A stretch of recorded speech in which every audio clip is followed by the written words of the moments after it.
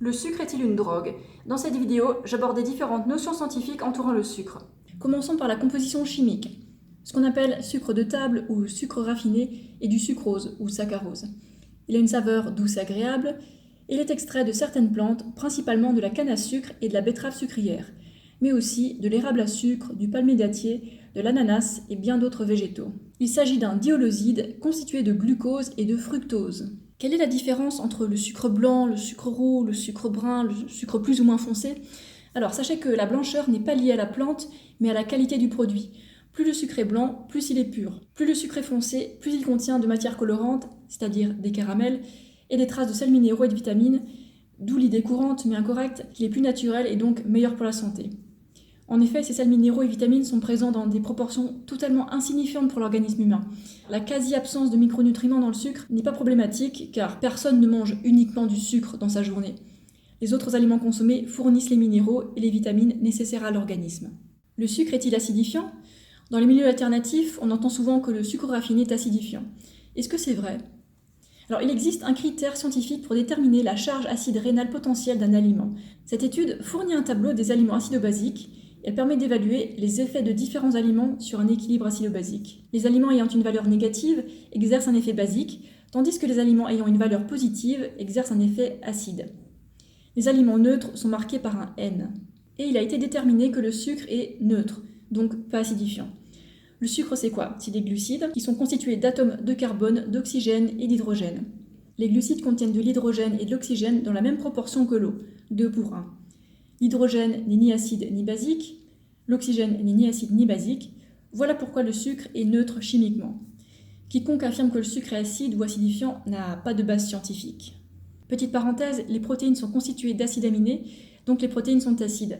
D'ailleurs, les acides aminés qui sont les plus acides sont ceux qui contiennent du soufre, et ils sont largement présents dans les produits d'origine animale. Question suivante, le sucre est-il une drogue? Alors j'ai trouvé un article qui interviewait différents docteurs. D'après le docteur Hicham Ziauddine, psychiatre de l'université de Cambridge, les études réalisées sur les rongeurs ont été mal comprises par les auteurs. Il ajoute qu'un examen de la question en 2016, dont il fut le co-auteur, ne soutenait pas l'idée selon laquelle le sucre était addictif pour les humains. Il dit « Les études réalisées sur les rongeurs montrent que l'on obtient des comportements ressemblant à une dépendance uniquement si l'on restreint l'accès aux animaux au sucre à 2 heures par jour. Si on leur permet d'en consommer quand ils le souhaitent, c'est-à-dire de la manière dont nous en consommons réellement, ils ne présentent pas ces comportements semblables à l'accoutumance. C'est donc la combinaison d'un type particulier d'accès intermittent et du sucre qui produit ces comportements. De plus, on obtient la même sorte d'effet si on utilise de la saccharine, c'est donc le goût sucré qui est en cause plutôt que le sucre. » Ziauddine ajoute que cela n'était pas surprenant que même des rats accros à la cocaïne préféreraient le sucre, faisant remarquer que de nombreux animaux rechercheraient naturellement des aliments sucrés, pas de la cocaïne. Ziauddine poursuit. La réalité est qu'assez simplement, le système de récompense du cerveau et les circuits qui régulent le comportement alimentaire sont les mêmes que ceux qui répondent aux stupéfiants. Il ajoute que, contrairement au sucre, les stupéfiants semblent détourner ces systèmes et désactiver leur régulation normale. Le docteur Thomas Sanders, professeur émérite en nutrition et diététique au King's College de Londres, affirme qu'il était absurde de suggérer que le sucre soit addictif comme des drogues dures. S'il est vrai qu'un penchant pour des aliments sucrés puisse devenir une habitude, le sucre n'est pas addictif comme les opiacés ou la cocaïne, déclare Sanders. Les individus n'ont pas de symptômes de sevrage lorsqu'ils réduisent leur consommation de sucre. Le docteur James D. Nicolantonio affirme que la consommation de sucre chez les humains ne menait pas à des signes de sevrage. Ziauddine souligne que le sucre en lui-même n'est pas dangereux. Du point de vue de l'alimentation, du métabolisme et de l'obésité, le sucre seul n'est pas ce grand démon, en raison de certaines de ses propriétés intrinsèques, déclare-t-il. Sanders en convient, en soulignant que notre penchant pour le sucré est une caractéristique avec laquelle les humains naissent, et cette saveur sucrée nous aide à reconnaître les aliments riches en vitamine C. Un penchant naturel des humains pour le goût sucré. Les émotions gustatives sont fortement liées à notre évolution. Le goût était un sens qui nous aidait à tester les aliments que nous consommions. C'était donc une question de survie. Un goût amer ou aigre était une indication de plantes non comestibles toxiques ou d'aliments riches en protéines en putréfaction. Les goûts salés et sucrés, d'autre part, sont souvent un signe d'aliments riches en nutriments. Ce que nous percevons comme sucré est généralement causé par le sucre et ses dérivés, tels que le fructose ou le lactose. Mais d'autres types de substances peuvent également activer les cellules sensorielles répondant au goût sucré. Ce sont par exemple certains éléments constitutifs des protéines, tels que les acides aminés ainsi que les alcools dans les jus de fruits ou les boissons alcoolisées. Mais où vont les glucides après la digestion? Les fruits, les céréales, les tubercules, les légumes, les légumineuses, les oléagineux entiers, et le sucre raffiné sont tous des sources de glucides assimilables. Après la digestion, toutes les sortes de glucides sont décomposés en glucose et en fructose. Seule leur vitesse varie, mais nous reviendrons là-dessus plus tard. Tous les glucides ingérés sont digérés et décomposés en glucose et en fructose.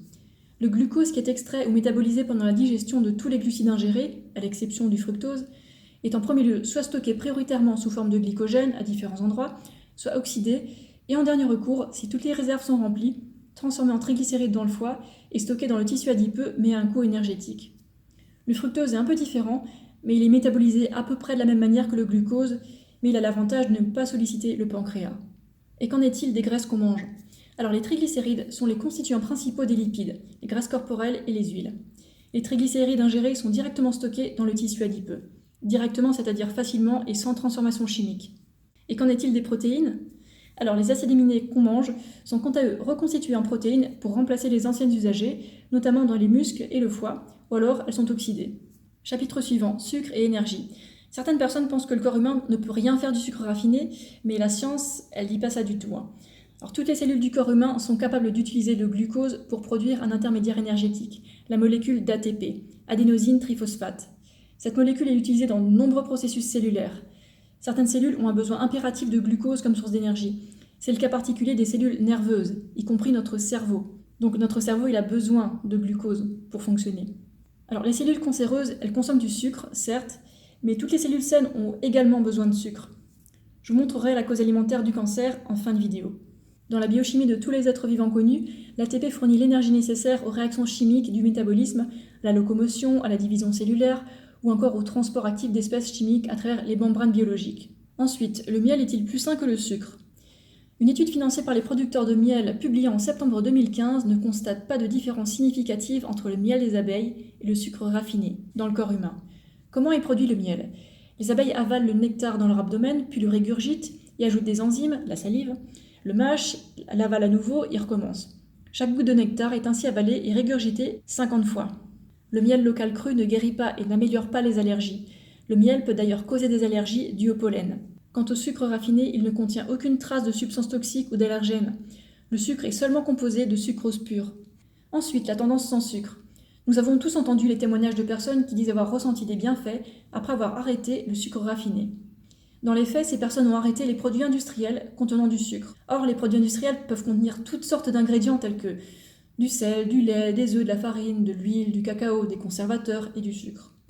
Quand les gens disent arrêter le sucre, en fait ils arrêtent le chocolat, les beignets, les gâteaux, toutes sortes de pâtisseries, de desserts qui contiennent beaucoup de gras aussi.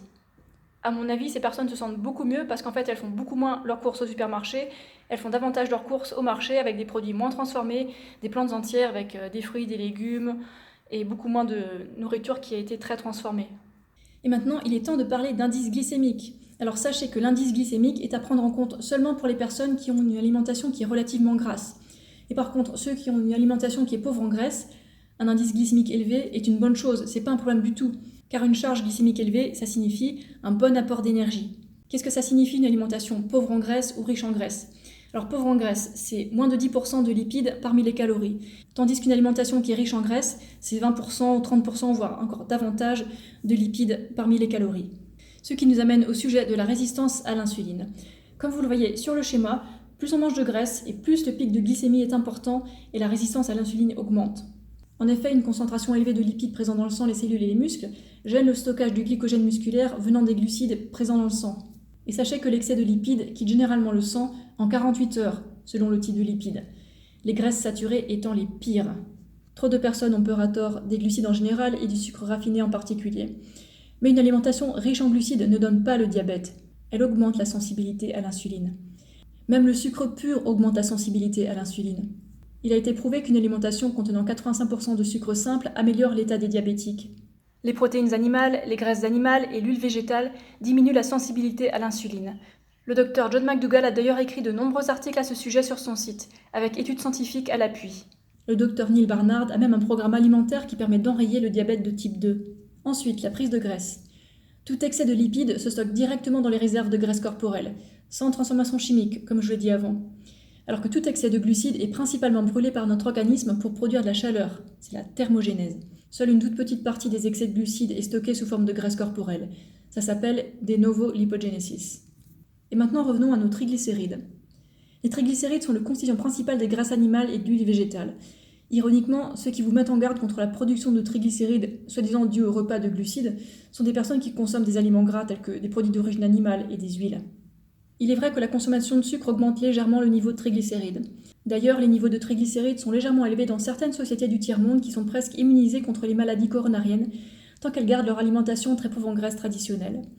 Dans l'étude célèbre du Dr Ornish, une hausse modérée des triglycérides coïncidait avec une réduction marquée des accidents coronariens.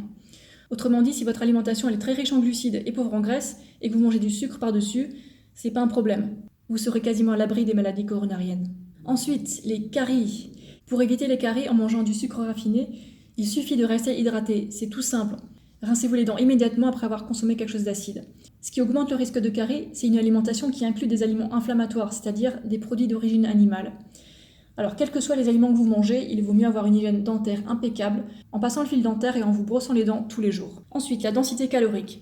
Alors, si on compare une cuillère à soupe d'huile avec une cuillère à soupe de sucre, c'est la cuillère à soupe d'huile qui est 2 fois plus calorique que la cuillère à soupe de sucre. Le sucre est donc 2 fois moins dense en calories que la graisse.